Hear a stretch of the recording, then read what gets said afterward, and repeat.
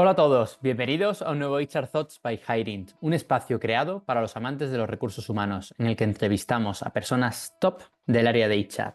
Hoy nos acompaña Carlos Moros, jugador de fútbol profesional y amante del ecosistema de capital humano. En este capítulo hablaremos de fútbol, trabajo, competencias y liderazgo, entre otros temas. Gracias por acompañarnos, Carlos. Bienvenido. Muy bien, Javi, hola, ¿cómo estás tú? Muy bien, muy bien. La verdad que con muchas ganas de empezar nuestro HR Thoughts by Hirint. Y a mí, Carlos, siempre me gusta arrancar de la misma manera, conociendo a la persona que tenemos delante para que el resto de la gente que nos ve que también te conozca. Entonces, si nos puedes contar de ti, quién eres, de dónde vienes, qué haces. Además, tu caso en concreto es muy chulo, tu perfil, así que con muchas ganas de que el resto de la gente te conozca. Bueno, para empezar, felicitarte por esta iniciativa que tuviste. Yo te sigo y he escuchado muchos de los episodios y siempre es un placer poder escuchar a gente apasionada del mundo de los recursos humanos, ¿no? Así que antes de empezar me gustaría darte la enhorabuena por este proyectazo. Gracias, Y Carlos. luego, a la hora de definirme, buena pregunta, ¿no? Esa es la pregunta que odiamos siempre los futbolistas, que es tan difícil de contestar, ¿no? Tan sencilla y a la vez tan difícil de contestar. Yo soy Carlos Moros, soy de Sagunto, Valencia, soy futbolista profesional y he jugado en 5 países diferentes, incluyendo España. Empecé mi carrera en el Valencia, luego me marché para Estados Unidos utilizando el fútbol como herramienta para obtener una beca y poder seguir formándome allí. Y cuando pensaba que todo se había acabado, me reenganché con el fútbol profesional, me marché para Suecia, estuve en Sundsvall, luego me fui para Polonia, estuve en Łódź, cerquita de donde tú estuviste, Javi, y Qué bueno. luego volví a Suecia, estuve en 2 equipos diferentes, en Mjällby y en Djurgården. Me marché para Finlandia a Helsinki y ahora estoy de vuelta en Suecia, en Degerfors. Y Qué luego bueno. imagino que como vengo de una familia llena de maestros, ¿no?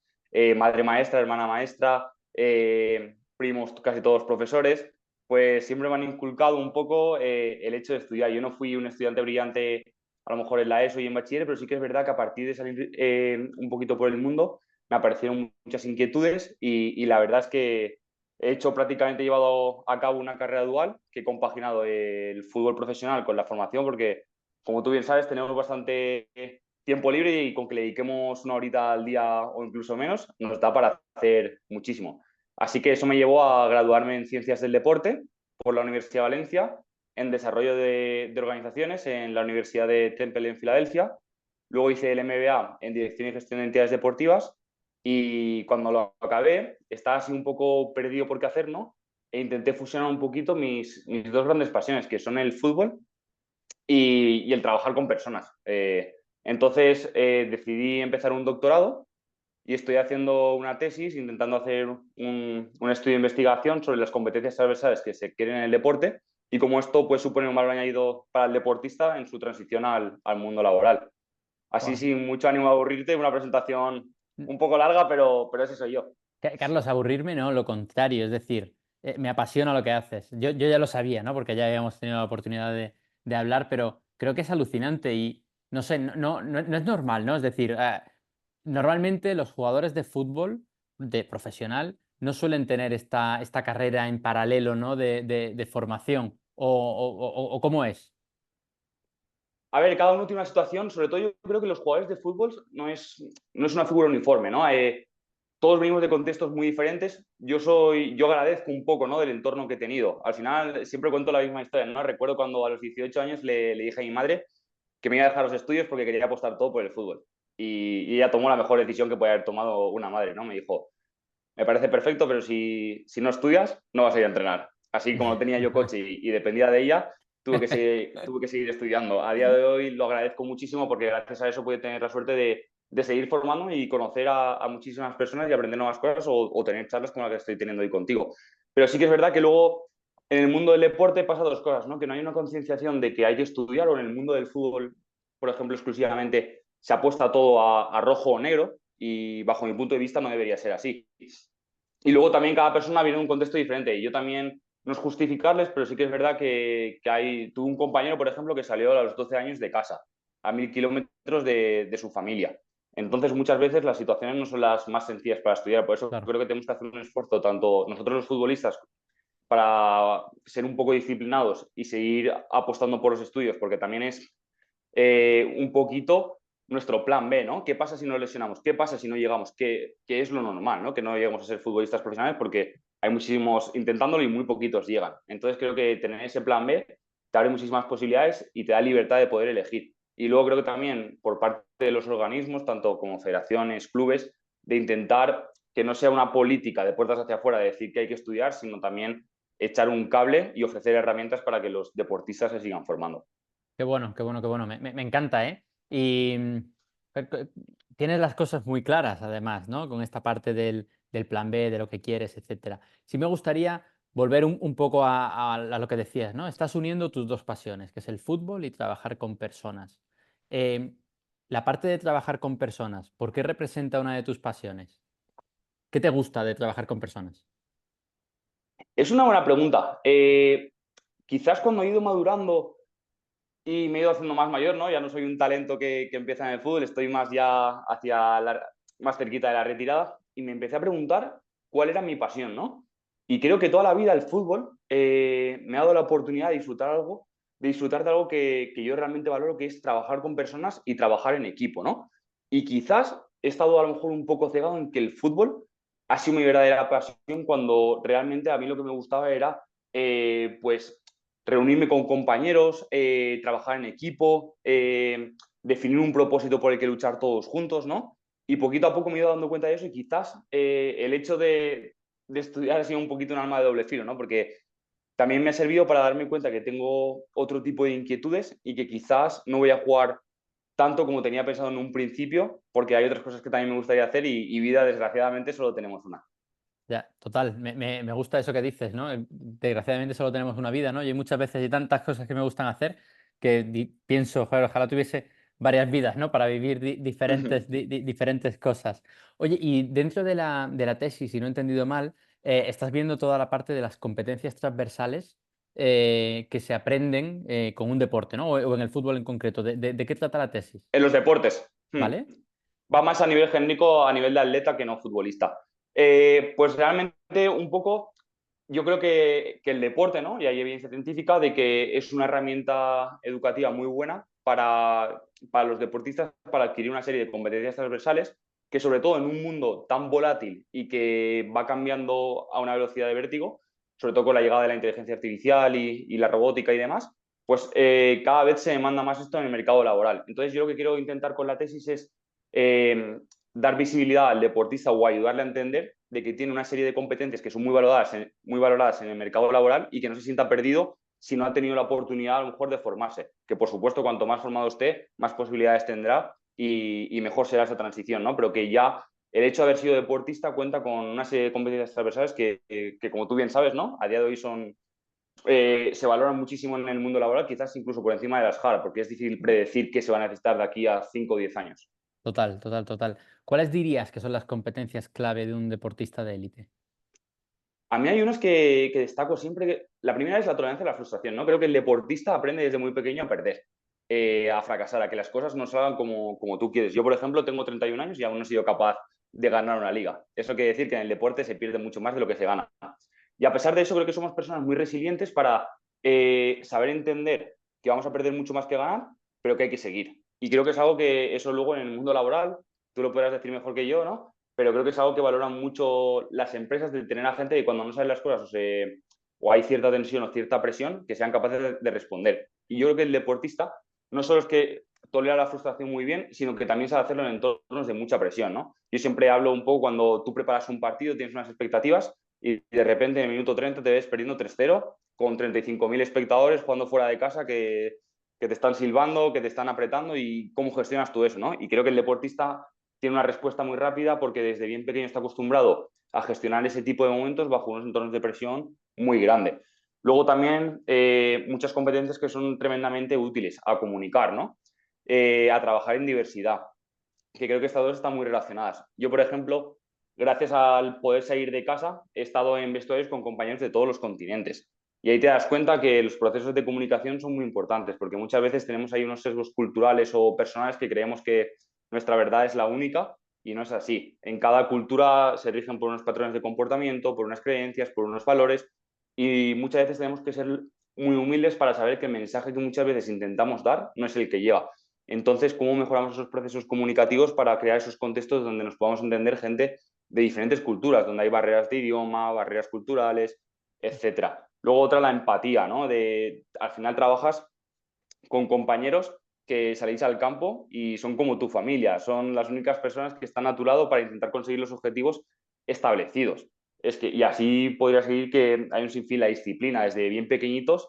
Yo recuerdo de ir a los 5 o 6 años, pisé por primera vez la Ciudad Deportiva de Valencia y desde entonces asimilas que durante cada semana, cuando eres más pequeño, 2 o 3 veces por semana vas a tener que ir ahí a entrenar y no se te pasa por la cabeza el llegar tarde, el no ir, el no intentar dar tu mejor versión, y eso perdura con el tiempo y cada vez con más intensidad, ¿no? Que, por ejemplo, ahora que prácticamente entrenamos todos los días, viajes, etcétera, y esa disciplina la adquieres desde bien pequeñito. Y luego también una que me gustaría destacar mucho y que creo que es tremendamente importante es la capacidad de adaptación. En un mundo Mm. tan volátil y donde tenemos tantos estímulos, el ser capaces de ser flexibles y adaptarte a diferentes contextos, creo que es muy importante. Y en eso los deportistas, voy a ponerte un ejemplo del fútbol, que es donde yo trabajo o es mi día a día. Yo he llegado a estar en una temporada, por ejemplo, en un club, estuve en Polonia 18 meses y tuve 5 entrenadores. Ahí es una constante adaptación al nuevo estilo de liderazgo, a una nueva persona con su discurso y con su mensaje y sus principios técnico-tácticos, a un nuevo rol. Yo pasé de estar prácticamente jugando todos los minutos a de repente verme en la grada, a de repente verme en el banquillo, a volver a jugar.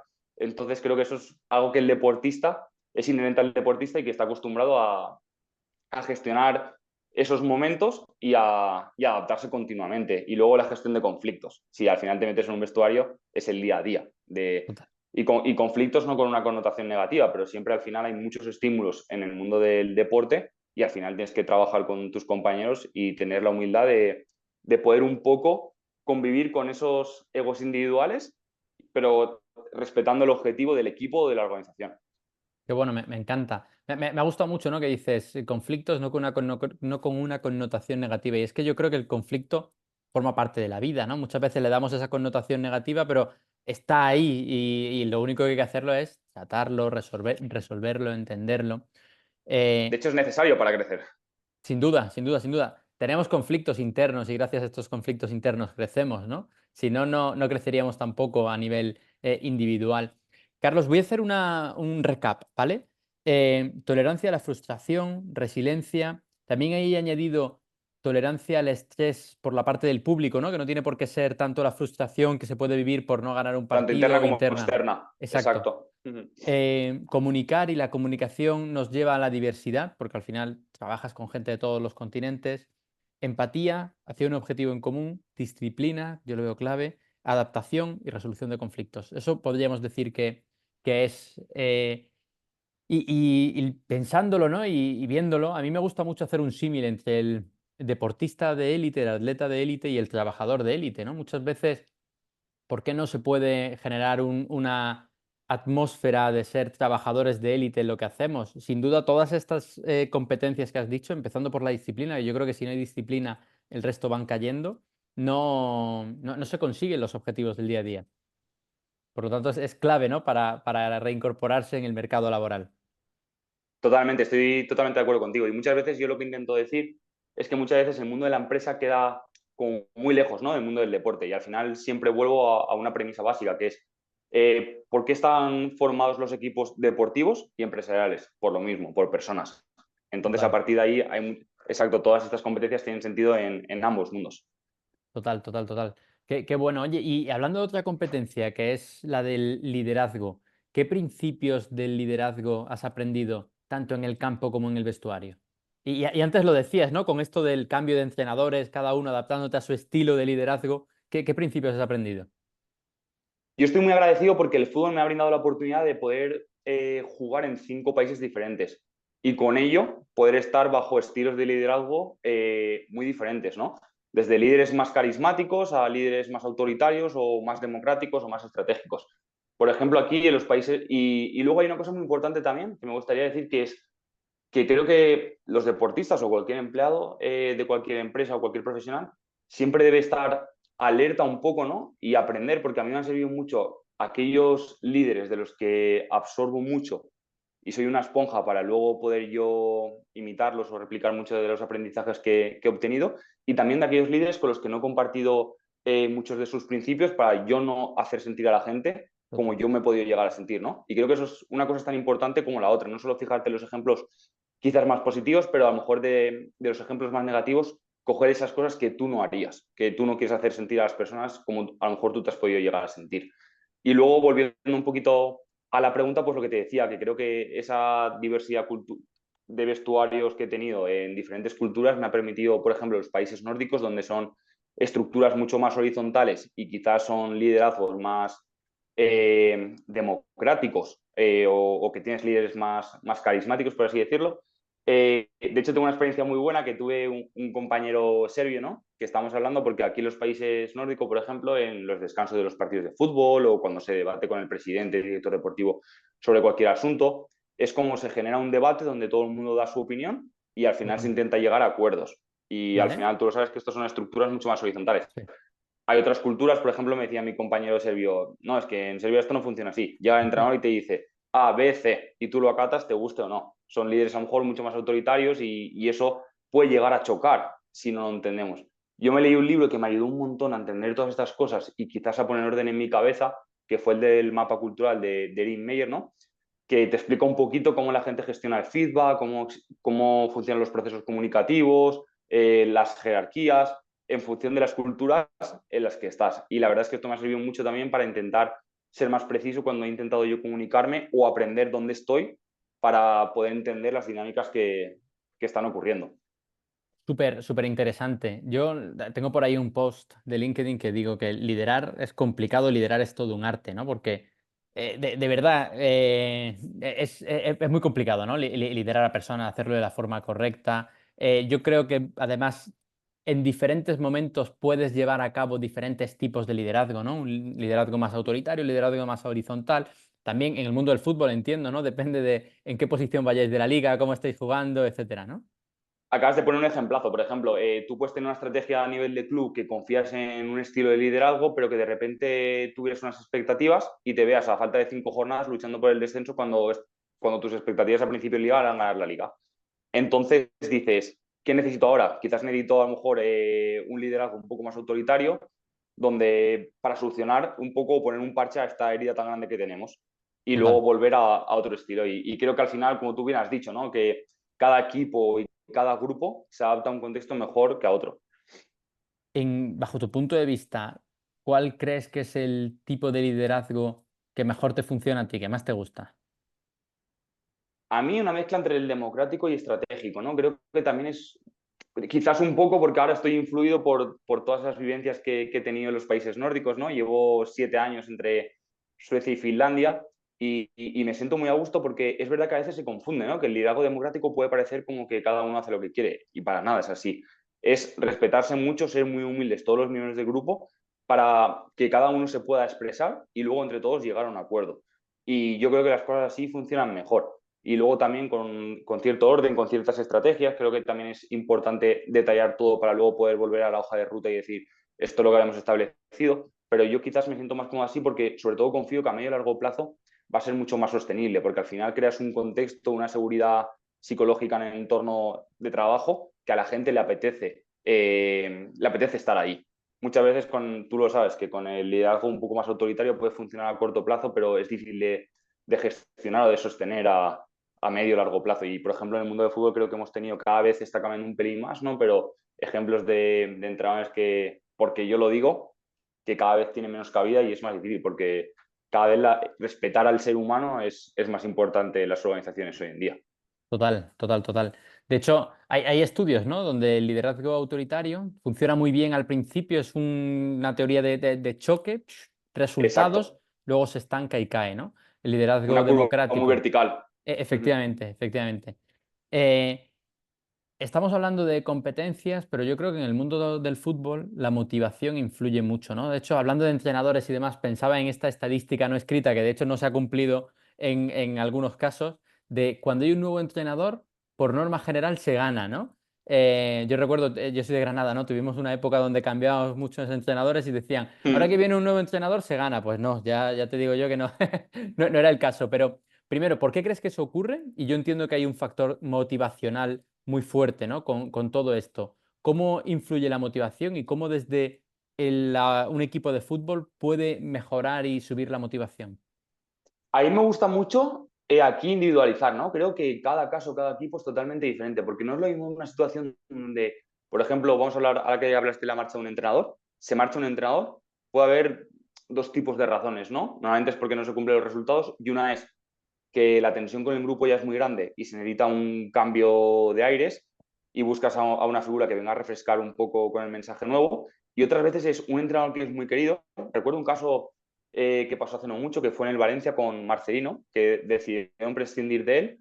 Y luego aquí es un contexto muy complejo, ¿no? Porque al final los deportistas, o los futbolistas en este caso, son firmes seguidores de su líder y se ven en Total. una situación un poco compleja porque de repente les han cambiado a la persona en la que confían, las cosas a lo mejor no estaban yendo mal y ahí es difícil para la persona en la que viene, ¿no? Entonces, yo me gusta bastante individualizar en cada caso, ¿no? De por qué ocurre esto para intentar buscar la mejor solución, porque si no va a ser difícil acertar con esa cerilla que sea esa motivación a corto plazo para que Total. pueda funcionar de manera repentina. Total, total. Qué bueno, qué bueno, qué bueno. Está claro que en el caso en concreto, ¿no? que ponías de Marcelino, es verdad que el nuevo que venga o que llegó en ese momento, por muy bueno que sea o muy bien que lo vaya a hacer, se encuentra con un papelón como líder complicadísimo, ¿no? Porque tiene ya el grupo que no entiende muy bien una decisión y ahí también eso juega un factor muy importante. Claro, y al final trabajamos con personas y sobre todo en el mundo del deporte existe este factor romántico, ¿no? Que se tiende a idealizar mucho a lo que se tenía. También me ha pasado ahora con la, bueno, no es el mejor ejemplo porque quizás no volvamos a ver un Messi en 100 años, pero ¿quién viene después de Messi, no? ¿Quién va a coger ese rol en el Barça? Está tan idealizado que es muy difícil para la persona que viene. A lo mejor de aquí 10 años, cuando ya haya pasado y la gente se haya olvidado un poquito más de esa figura de Messi, por lo menos tan a corto plazo, va a ser mucho más fácil para ese talento que venga a decir, aquí estoy. Pero claro, yo me Total. acuerdo cuando dejaron, por ejemplo, el ejemplo de Ansu Fati, que le das el 10 cuando se va Messi, y es más casi, en lugar de darle las responsabilidades, casi tomas este marrón, ¿no? Entonces creo Total, total. que cada contexto es muy diferente y hay que tratarlo con la peculiaridad que conlleva cada uno. Total, total, una presión desproporcionada.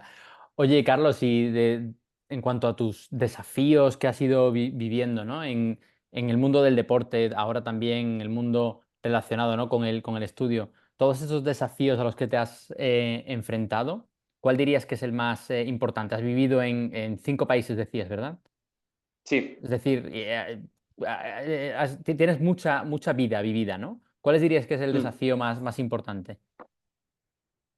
Uf, muy buena pregunta. ¿Sabes qué pasa? Que cuando, creo que nos pasa en todas las áreas de la vida, ¿no? Que cuando los problemas ya han pasado, se han solucionado, se tienden a ver que son mucho más pequeños como cuando los estamos sufriendo. Total. Y quizás ahora el hecho de estar en un momento bueno a nivel personal y profesional no me hace ver con tan mal recuerdo experiencias que he vivido. He vivido momentos complicados como pueden ser descensos, ¿no? Al final, por ejemplo, los jugadores pertenecemos a una organización, a un club con una masa social que para el club y sus aficionados seguramente el equipo es lo más importante y muchas veces yo, por ejemplo, tuve ahí una espinita muy clavada que era mi primer descenso como profesional. Encima, el capitán que teníamos marchó a mitad de temporada, lo vendieron y cogí yo el brazalete y fui yo el capitán con el que bajó el equipo.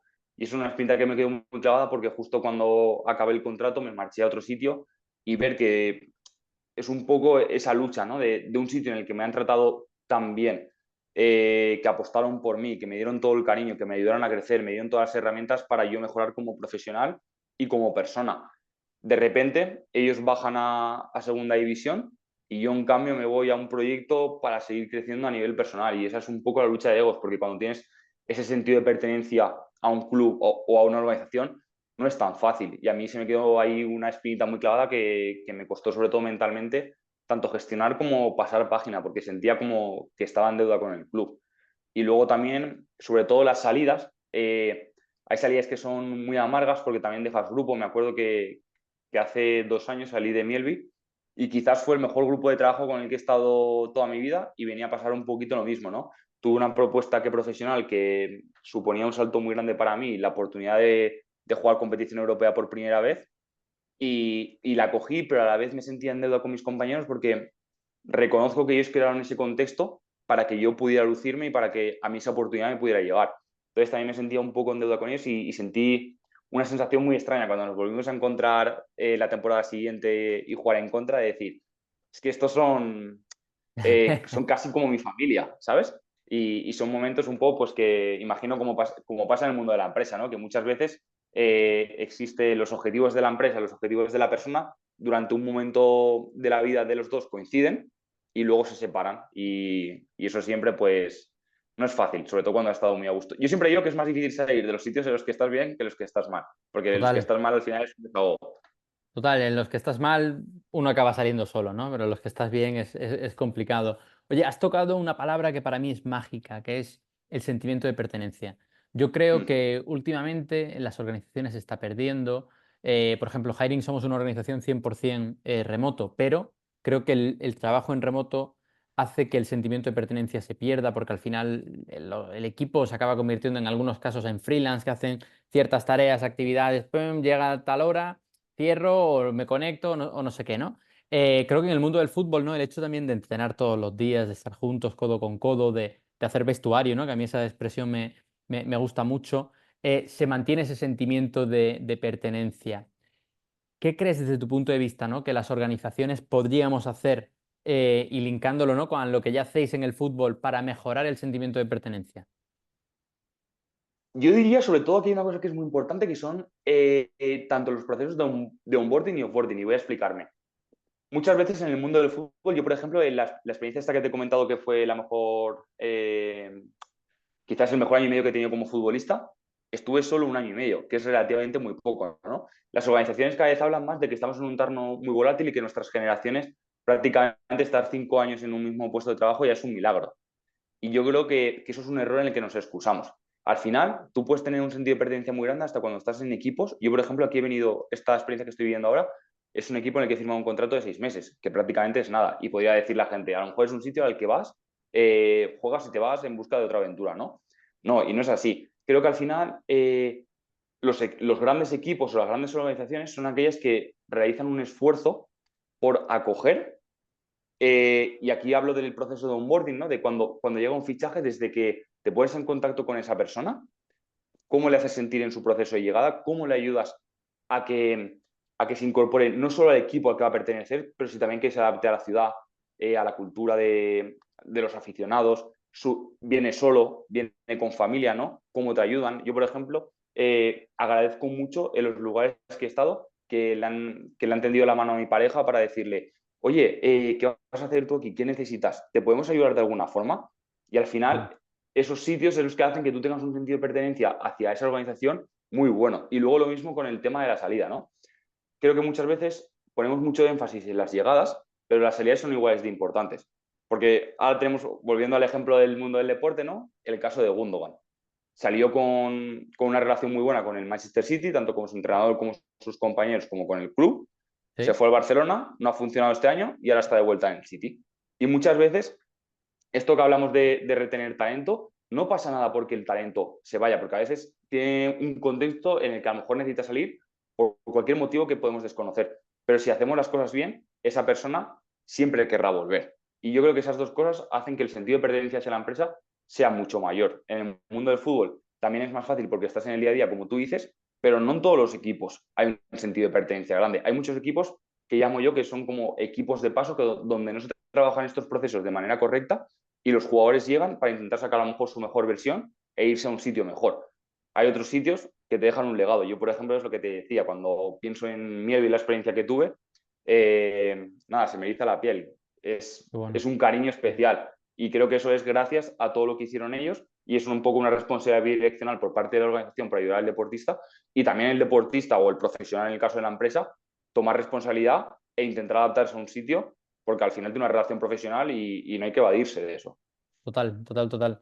Me encanta, ¿no? Esa parte de onboarding, offboarding, creo que es clave, creo que el sentimiento de pertenencia lo es todo. Hablabas de equipos que son de paso, yo creo que también hay empresas que son de paso, ¿no? Que son trampolín, y es algo que de verdad debemos cuidar, ¿no? Porque hoy día pues el talento está complicado, ¿no? Encontrar talento que quieras que venga a tu organización y si lo tienes y no se cuida, pues malo, ¿no? Eso está claro.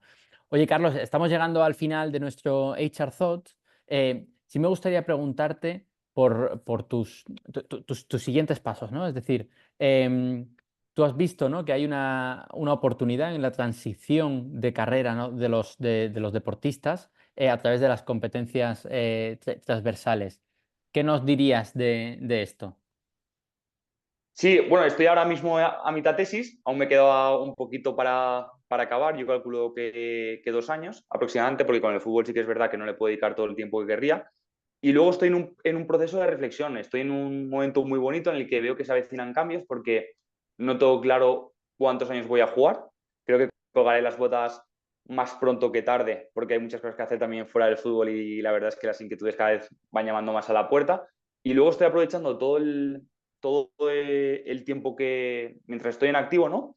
Para ir aprendiendo muchísimo y sobre todo hacer esas conexiones con el mundo de la empresa y el mundo de las organizaciones para aprender de expertos del mundo de recursos humanos y poder también un poquito relacionar todos estos aprendizajes que he tenido yo en el mundo del deporte y que veo que también ocurre en la empresa y todo lo que pueda ayudar y contribuir el día de mañana a las empresas para aportar todos esos valores, esas competencias de las que hemos hablado a los equipos de las organizaciones, pues la verdad es que esa es mi mayor motivación. Así Qué que bueno. centrado en eso ahora, intento escribir mucho en LinkedIn relacionando deporte y empresa, cosas que veo que pasan o que ocurren en los dos mundos y un poquito esa es mi vida a día de hoy.